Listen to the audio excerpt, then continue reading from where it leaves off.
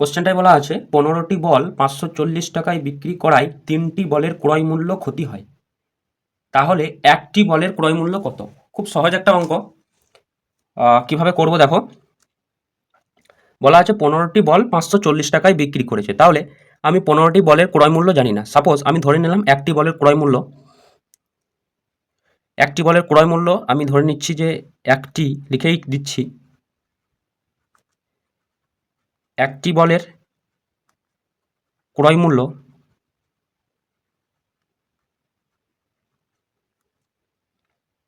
টাকা।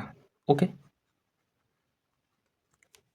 তাহলে 15টি বলের ক্রয় মূল্য কত হবে? 15টি বলের ক্রয় মূল্য হবে 15 টাকা। ওকে, এবার বলছে যে 15টি বল 540 টাকায় বিক্রি করার ফলে 3টি বলের ক্রয় মূল্য সমান ক্ষতি হয়। তাহলে ক্ষতি কখন হয়? ক্ষতি যখনই হয় তখন হয় যখন কোনো জিনিস ক্রয় মূল্য থেকে কম দামে বিক্রি করা হয়। তাহলে আমরা গণিতের ভাষায় লিখতে পারি যে CP minus SP equal to loss, তাই তো? এটাই।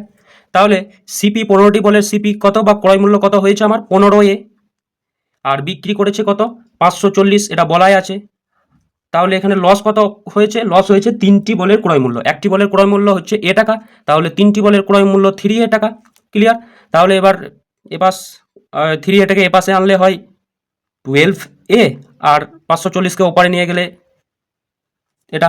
তাহলে এর মান কিভাবে বের করব? Equal to 540/12। ওকে, তাহলে এটাকে আমরা যদি কাটাকাটি করি তাহলে কত পাচ্ছি দেখে নিচ্ছি।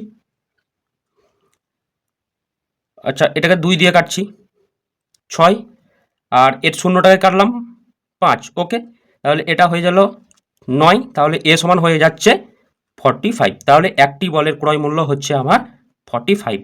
ওকে, খুব সহজ একটা অঙ্ক ছিল।